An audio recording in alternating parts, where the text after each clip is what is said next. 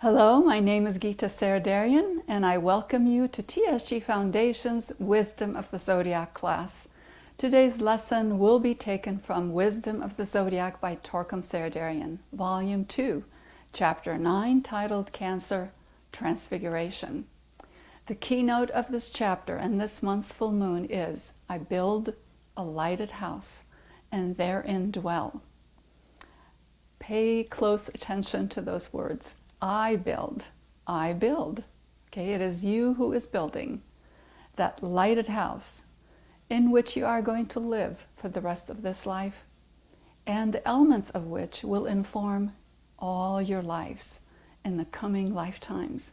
So think of what that means for you and how you are building your lighted house physically, emotionally, mentally, spiritually.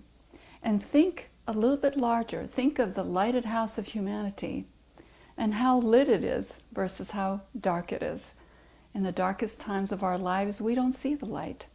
So it is important for us to consider there is light inside of us, that we are adding to that light by everything that we are doing in our life. So let's now look at the word transfiguration. We come across that word when we remember the story of Christ going up the mountain with his 3 disciples, and then he leaves them behind and he keeps climbing, and at that deep moment of connection and communication with the highest, he has that deep inner realization that it is God's will that will be done and not his. With that realization, his whole body is transformed into a living light, and that living light lives in him forever. So he comes back down the mountain, and his disciples are so impressed with that light, so overcome with it, that they can't look at him. They have to put their heads down, face down on the ground. Imagine what that feels like, what that looks like. Imagine you full of beautiful, divine light that you radiate to everyone and anyone around you. Let's look at this chapter that starts on page 91. What I'm going to do today is very simple. I'm going to read first paragraph to set the keynote for our chapter, and then I'm going to read that story that's on page 91 to 92. And you may read with me if you like, or close your eyes and just listen to that story. I will say a few comments and then we will go straight to the meditation, because the meditation is really beautiful. And I want you to consider not just an intellectual approach to this, but truly something that you add to your life that is going to increase your light. Okay? So let's look at page 91, first paragraph. Today we are celebrating the sun in Cancer to receive energies through the sun. Okay, it is the sun that's going to be informing us to build the temple, the invisible temple in the higher worlds. Okay, this is very important, that invisible temple that you are going to build of yourself, the unique you that you are. You're going to build that. The motto of Cancer is to build a lighted house in which we must dwell. See, we live in our own house, and then in the house of our family, in the house of the nation and humanity, the globe, the solar system that we live in. Those are all our homes in sequentially increasing sizes. So let's look at this beautiful keynote throughout this month. And if you celebrate the full moon, whether it's 7 days, 5 days, 3 days, each of those days that you celebrate, do the meditation that we will do at the end and think how you are building your house. Physically, devote 1 day to 3 days to that. Emotionally, 1 day to 3 days. Mentally, 1 day or 3 days, depending on how many days you celebrate or you take time. And then add to that the day of the full moon. What am I doing to increase my spiritual house so that it is a dynamo of energy for me? Love energy, light energy, the divine will energy. Okay, let me read the story now. I remember a teacher I had once in a monastery, Torkom writes. At 10 o'clock in the evening, this man used to check all the dormitories, turn off the lights, and say good night to the students. Okay, now imagine the story. As I'm reading it, imagine what's going on and get into that rhythm. Sometimes I fell asleep quickly and then awoke at 2 or 3 o'clock in the morning. Then I would get up and drink some water and go look at the stars. Imagine the stars in the middle of the night and how beautiful they are. No light pollution at that time. After a few times of doing this, it became like a habit for me. I would go and drink some water, then go out and try to recognize certain constellations. If you've ever been in the midnight light, you go in and you look, you go out rather, and you look at the constellation and the stars, and you go into them. You lose yourself in them. Isn't that beautiful? One night I suddenly noticed that the light was still on in my teacher's room. Okay? I wondered and thought, he is working and maybe he forgot to turn the light off, or maybe something's wrong. I noticed that this last guess was a fabrication from my mind to allow myself to sneak and see what he was doing. Look at the internal conversation. I crept like a cat to his window, and there he was, writing with a big smile on his face and in serenity. Okay, imagine that picture. I went back to my room and slept. How do you sleep when you behold an image like that of serenity, of deep, deep serenity and peace? Okay. This went on for many months.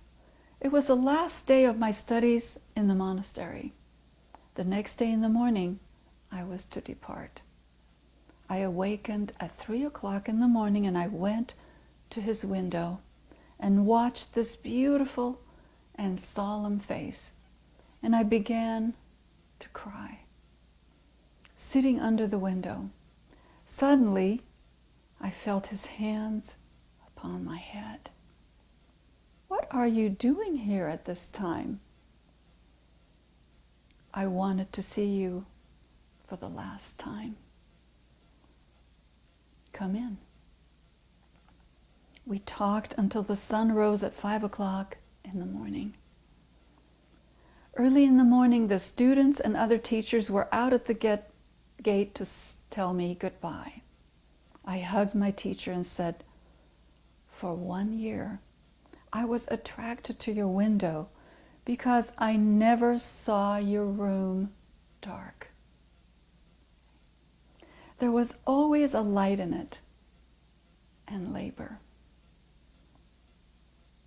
What is the most beautiful memory you are taking with you from the monastery? Asked the teacher. Your lighted window. Do not forget that, he said. His window was a symbol of an unending labor, a total dedication to a noble cause, a symbol of inspiration. My teacher's room was a lighted house with the light of his thoughts and inspirations and with the enthusiasm of sacrificial service. Wow.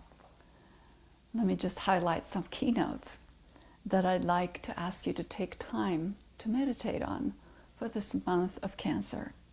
See, these are the wisdom of the Zodiac.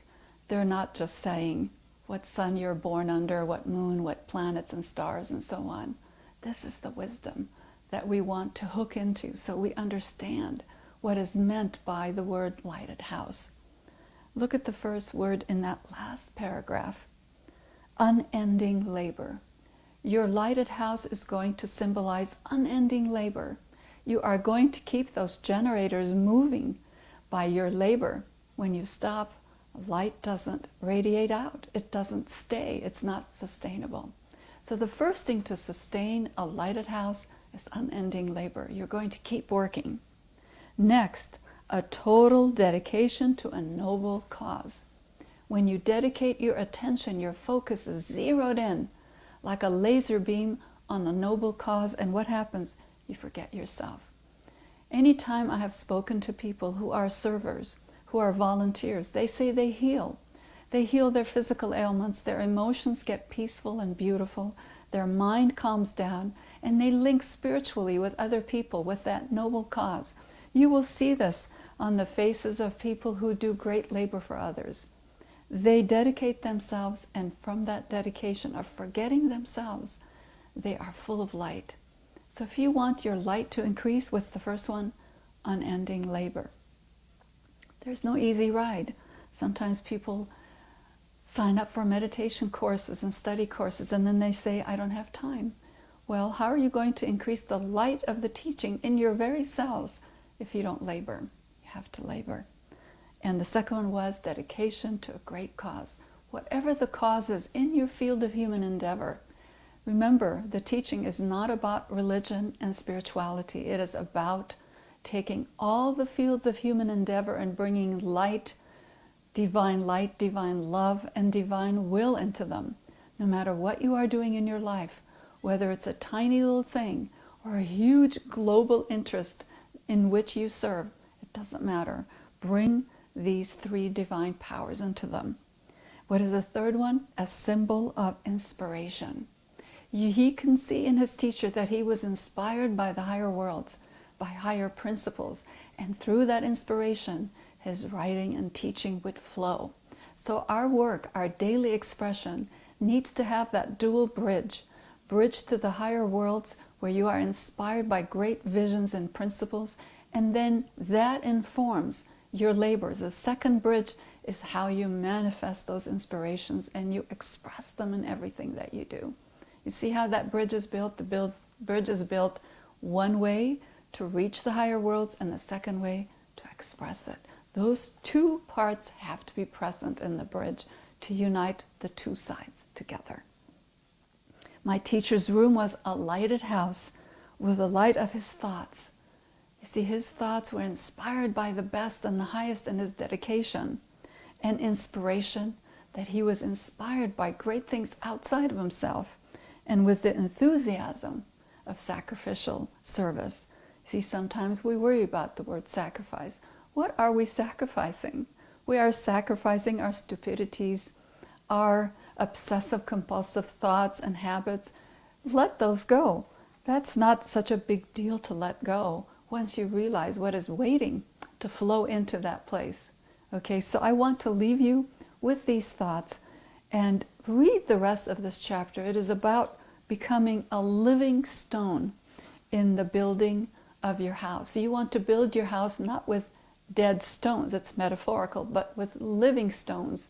Every cell in your house will be informed by that bridge to the higher worlds and by expression of that bridge in everyday life.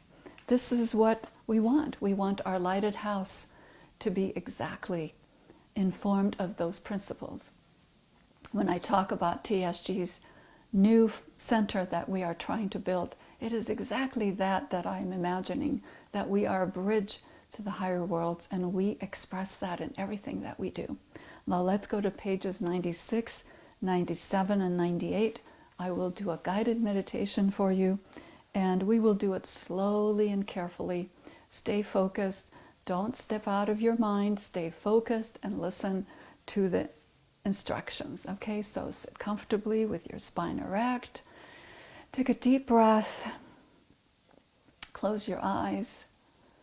Put a nice smile on your face. This is such a beautiful meditation. A nice smile, and we will say the great invocation together.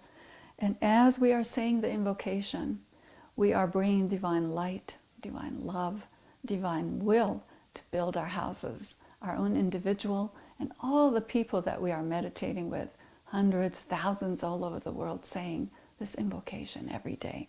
Let's close our eyes and begin with the great invocation. From the point of light within the mind of God, let light stream forth into the minds of men. Let light descend on earth. From the point of love within the heart of God, let love stream forth into the hearts of men. may Christ return to earth. From the center, where the will of God is known, let purpose guide the little wills of men, the purpose which the masters know and serve. From the center which we call the race of men, let the plan of love and light work out, and may it seal the door where evil dwells. Let light and love and power restore the plan on earth. Let us say one Om.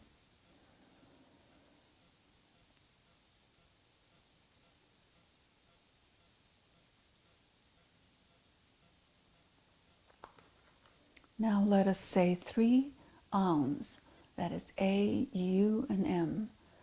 Om in 3 notes, or the same note, 1 for each letter if you like. Do it the best way that you can. Om means materialization, actualization of these beautiful thoughts. Let's say it together.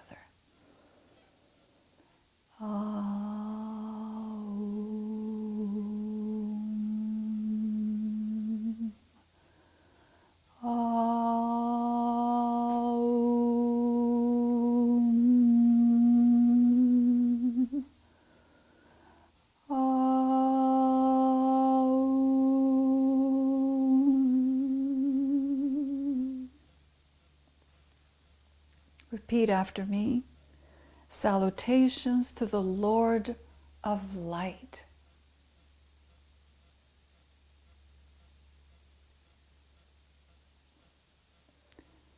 Visualize a mountain and go to the top. Do not hurry, take this step by step. See that beautiful mountain.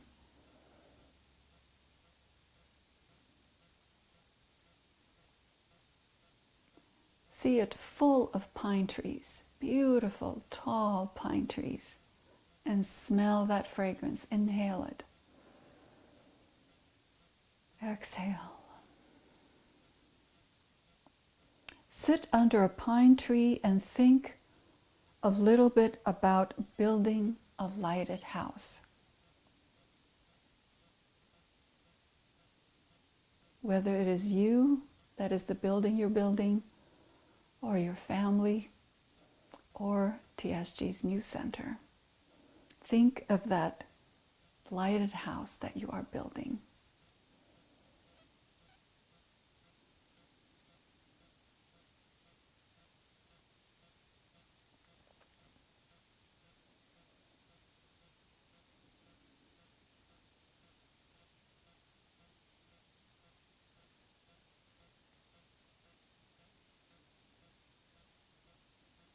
See yourself as full of radiant light, and let your light shine first through your body, physical body,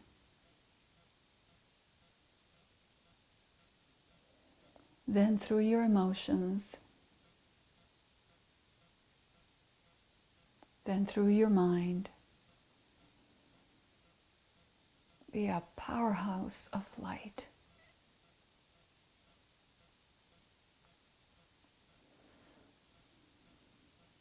Keep that steady for a minute.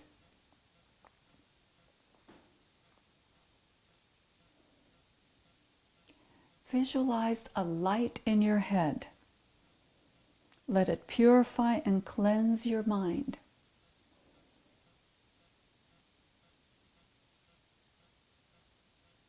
Now let it purify your emotions.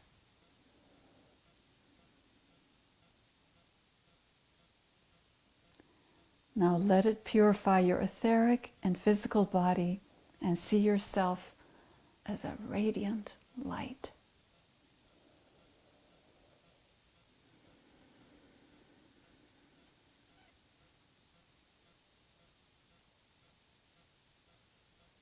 Stay steady in that light. Radiate your light outside of you, 5 feet. Keep pushing out to 10 feet, 20 feet. Push it out as far as you can.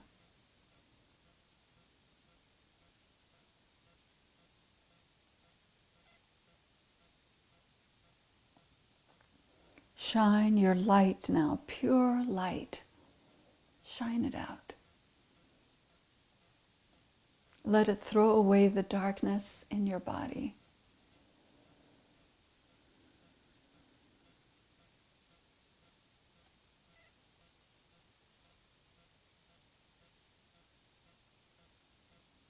Pure light, pure love, pure actions.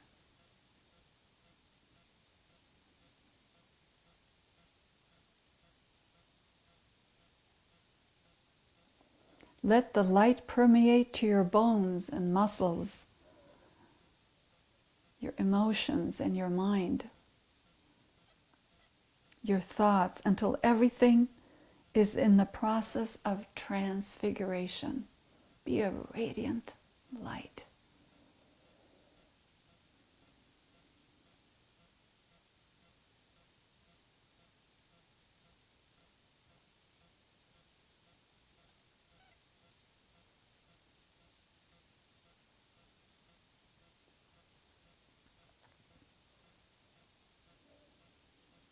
Hold that image. So it's an image that is safe harbor for you anytime you need to go there. Remember the mountain, the light that you are. Start coming down from the mountaintop to the valley while shining your light. Do not let your light dim. Keep it shining. Imagine it's dark outside, it's midnight, and you are shining like a vortex of light.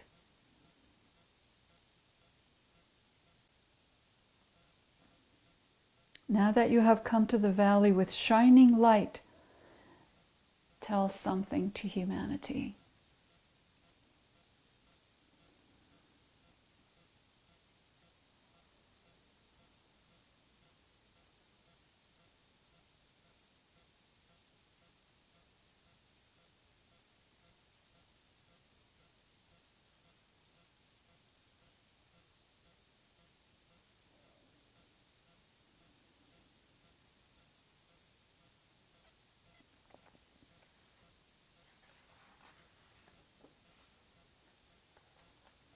Now imagine every single man, woman, and child in humanity saying this with us. The souls of men are one, and I am one with them. Repeat after me. I seek to love, not hate. I seek to serve and not exact due service.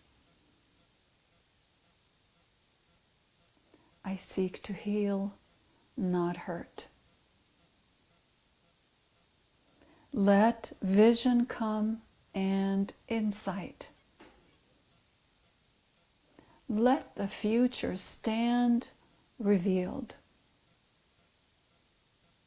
Let inner union demonstrate.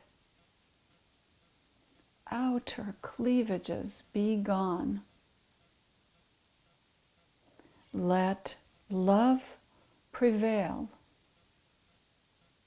Let all men and women love. Let us sound 3 Ahms.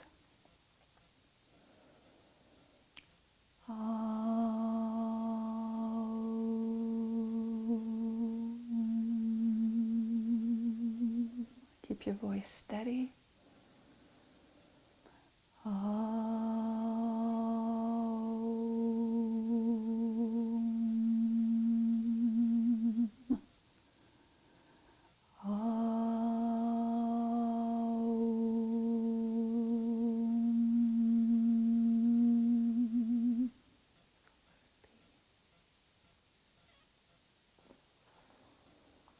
Think of the beauty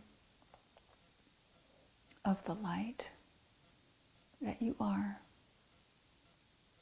shining to everyone in the world. Let the beauty of your light inform everything that you do in your life. I wish for you a beautiful sun in Cancer. This is the beginning of your building process for the entire year. We're going to study this building process for the next 9 months. So be with us and join me every month as we study the wisdom of the Zodiac. If you don't have this series of books, now's the time to get them. Study these beautiful lessons with everyone studying together.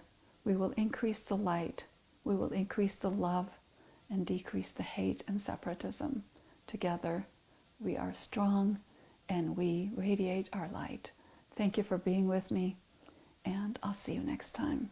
Bye for now.